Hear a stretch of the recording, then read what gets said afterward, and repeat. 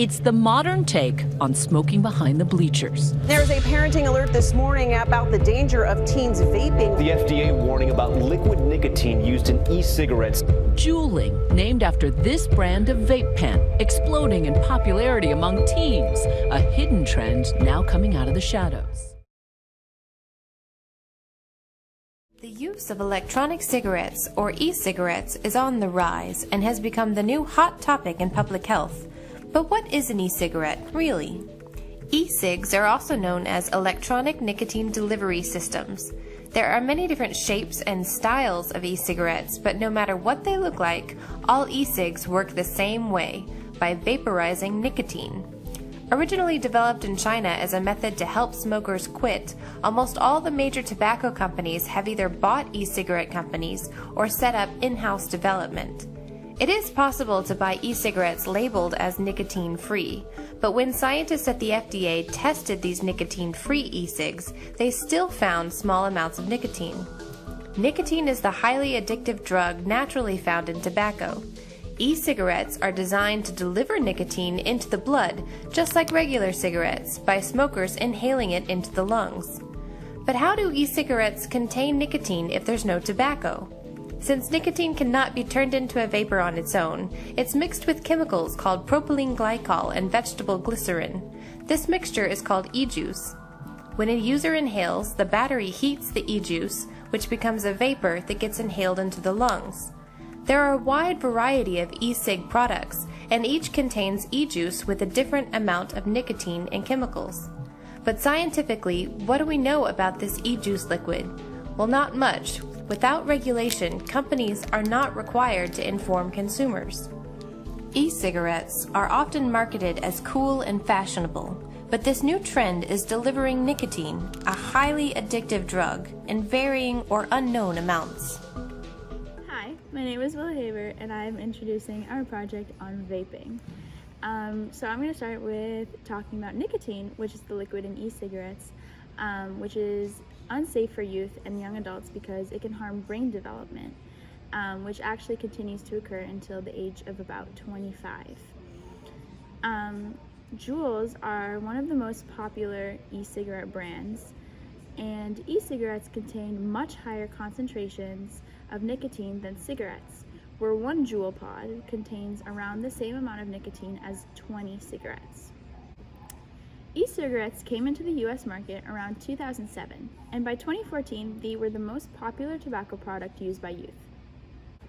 When introduced, e-cigarettes were first seen as a treatment option for cigarette use, so they didn't have the same regulations on the packages regarding safety dangers, and they were also seen as safer than cigarettes. Advertisements for e-cigarettes are heavily aimed towards youth and adolescents. They have personalizable packaging and specific pockets on backpacks for them so that adolescents in school can easily carry them around with them. This shows that e-cigarette use is directed and created around this age group. Some other factors that have influenced e-cigarette use are enticing advertisement tactics, like using animation, young actors, celebrities, and usually all in positive moods. This would encourage that vaping is fun and that they should do it too. There are also many flavors of e-cigarettes that entice youth to start using it, continue using it, and try new flavors. Some of these flavors include blue raspberry, pink lemonade, mango, and so much more, which is one of the most common reasons that youth first try e-cigarettes. In 2020, around 3.6 million youth just reported using e-cigarettes, which is about 1 in 5 high school students.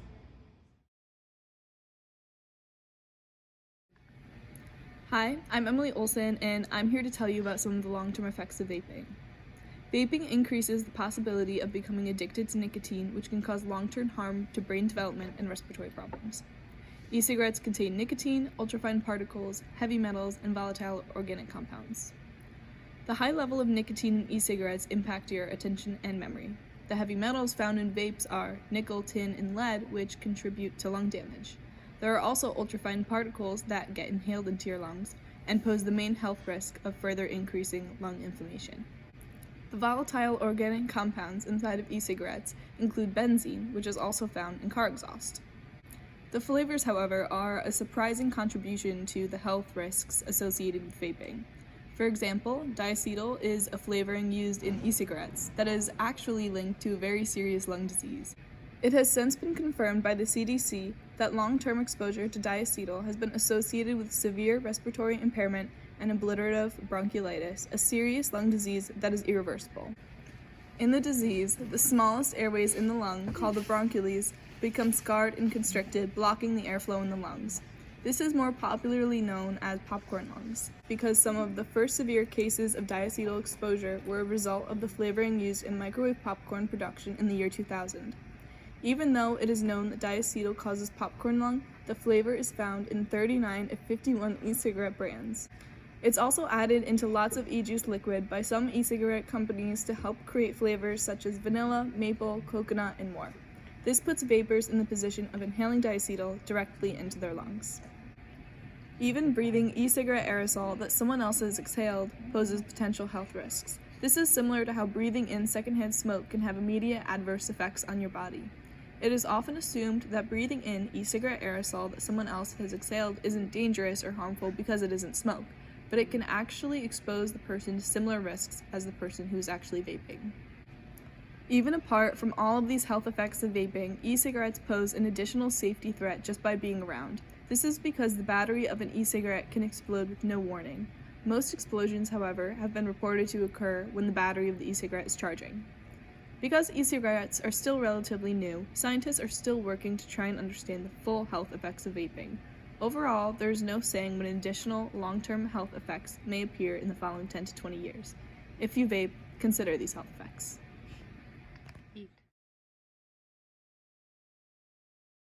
Hi, my name is Arnzo Macias. I'll be talking to you about how vaping is a gateway drug. So we all know vaping is not good for you. Vaping was created to help people stop smoking, but it's doing the opposite. It's making people get more addicted to nicotine, especially teenagers in my age group. Vaping has made its mark on teens because of the fact that they like the head rush or buzz that they get from it, and they think it's cool to do vape tricks, and they like the flavored juice, I guess. Everyone knows the brand Juul. Juul is a company, a vaping company, that really created this whole type of addiction among teenagers. This company was supposed to help smokers who were heavy smokers smoke packs of cigarettes a day and help them cut down the amount that they smoked and just smoke through the Juul, which is like a vape. So this product came out May 22nd, 2015, and from that day on, teenagers in my age group have been very highly addicted to vaping. The first time I heard about this product was from my uncle. My uncle was a very heavy smoker. He would smoke a lot of cigarettes per day. And when he heard that this was a type of vape type of device that would help him cut down the amount of smoking, he's like, I'm gonna get this, it's going to help me. And that was amazing. But that just isn't the way that it worked out.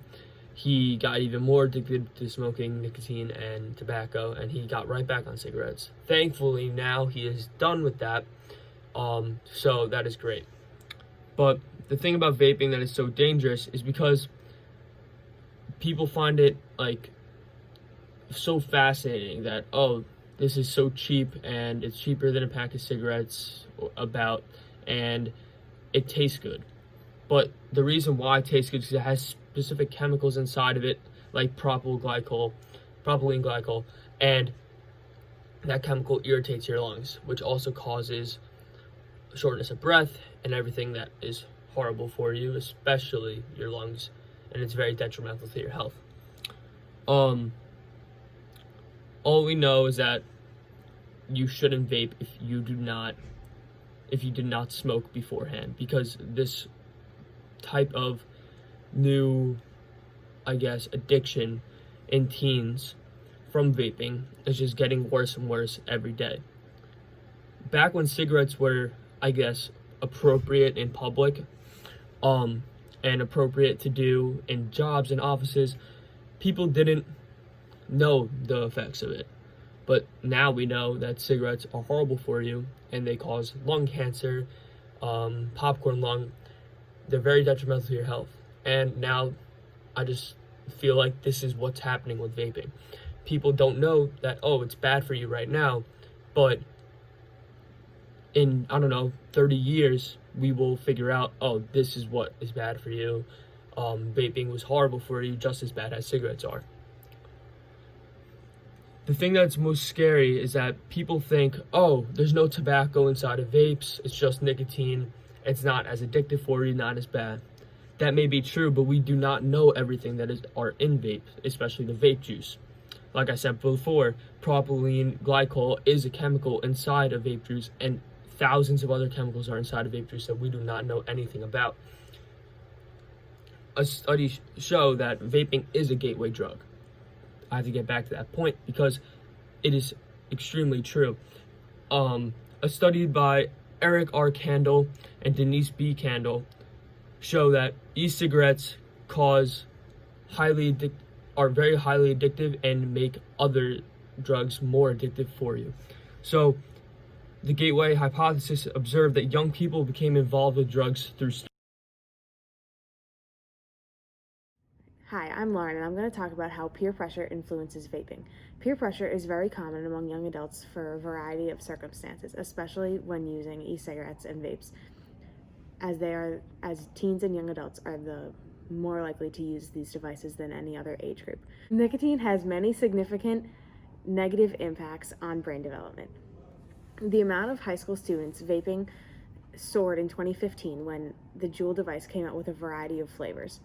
In 2011, 1.5% of high schoolers admitted that they had vaped recently, and then in 2015, that number went up to approximately 16%. The loose regulations promotes the use of e-cigarettes.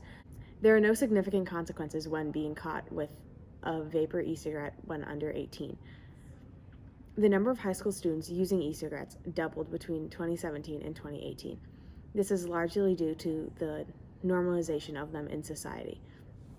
Administrators in schools not discouraging vaping makes more students do it. Being around people who vape also make you more likely to do it. This is due to conformity. A pooled cross-sectional data experiment looked at the national youth tobacco surveys from schools across the nation to see how peer pressure affected vaping and e-cigarette use. They found that students attending schools where vaping was more common made it more likely that these students were to think that vaping is harmless and did not have many negative impacts on you. Therefore, they were much more likely to do it. Schools that have lenient norms were also significantly more likely to have a higher rate of substance use. Peer modeling has a large impact on using these. The majority of people found in this survey said that they were introduced to vaping from a friend. Therefore, they would not have tried vaping if a friend did not introduce it to them. When one member of a friend group were to get a vape, they usually offered it around the friends, introducing this to their friends. Approximately 1/3 of students said they started vaping because a friend introduced it to them. Peer modeling significantly increases the amount of students vaping because they see and they want to be like others.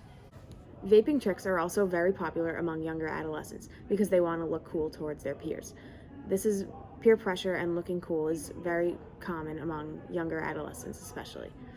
Our micro and macro systems affect how we view vaping. For example, the minimum age restriction to purchase a vape has helped to minimize the amount of people that have access to e-cigarettes. Cultural shifts and population-wide rise and the youth-targeted marketing of vaping has also significantly increased the amount of high school students and young adolescents that are using these devices. This experiment and study also found that some adolescents were more likely to use vapes than others. For example, older adolescents were more likely to use vapes than younger adolescents.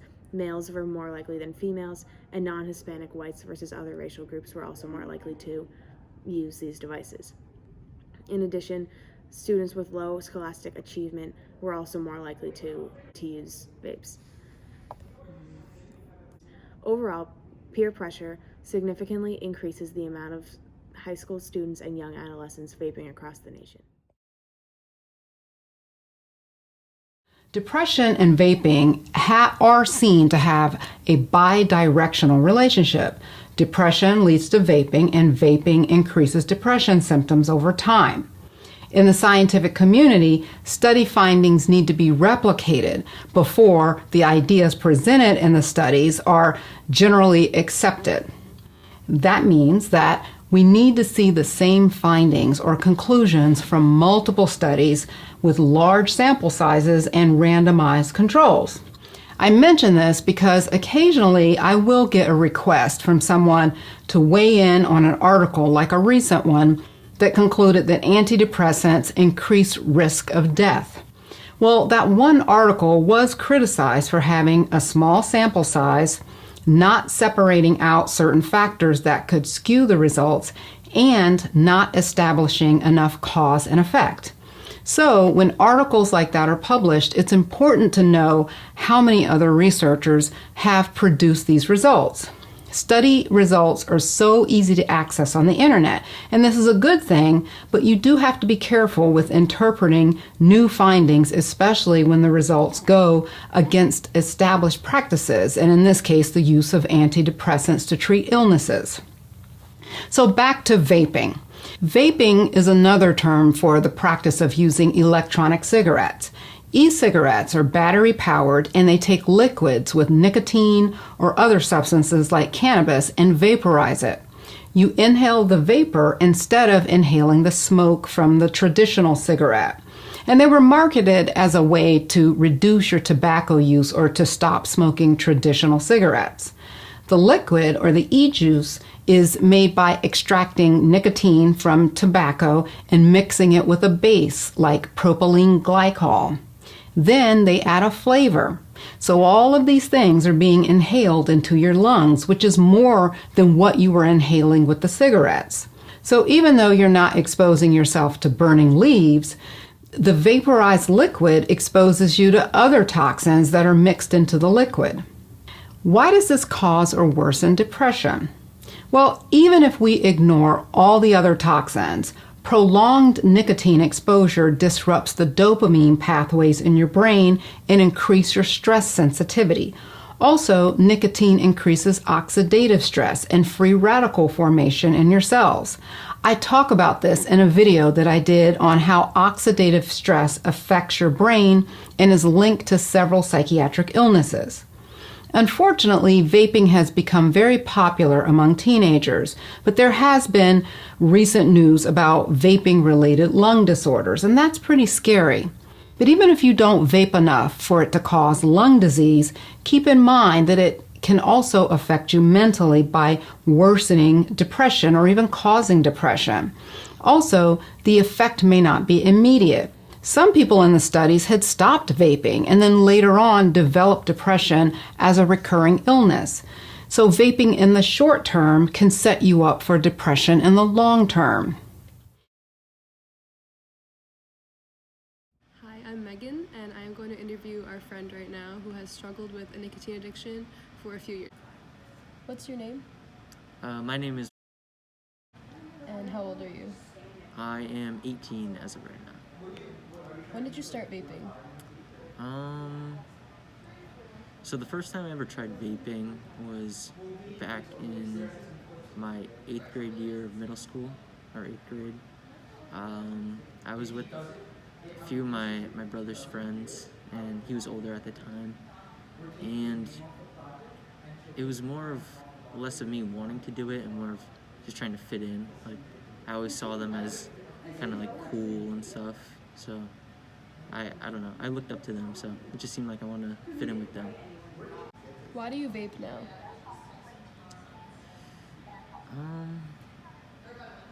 Okay, so when I started vaping, it wasn't because I wanted to do it, and I definitely didn't enjoy it at first. I actually disliked it greatly. It just made me feel sick, but after a while, it just kind of became something that I couldn't stop doing.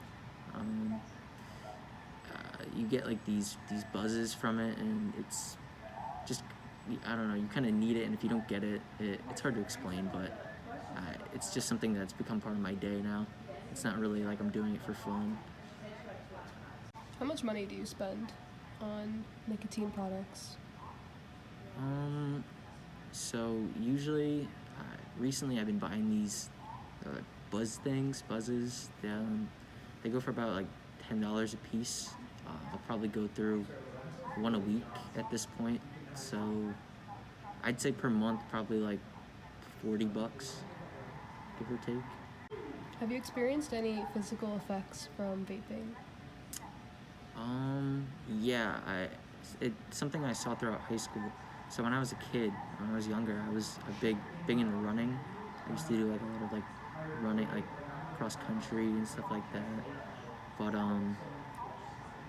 as I got older and I just got more addicted to it, I just kind of, part of me, like I tried to tell myself that I was losing interest in the sport, but it was just becoming more and more part of my life, the smoking. So, and plus I couldn't, like I hit a point where it was just uncomfortable. Like no matter how much like effort I try to put in, I don't know, I just lost interest in it. So since I stopped running too, I just less active than I used to be. Have you ever tried to quit? There was a few times I've tried to quit. When I was younger, when I first started doing it, it wasn't something I tried to make into a habit. Like I would only do it when I was around the people that I felt like I tried to belong with when I tried to do it. But I'd hit points where I'd just be disappointed in myself, and then something would just happen and I'd forget about that and I'd start doing it again. So right now I'm at a point where like I want to stop and I'm trying to stop, but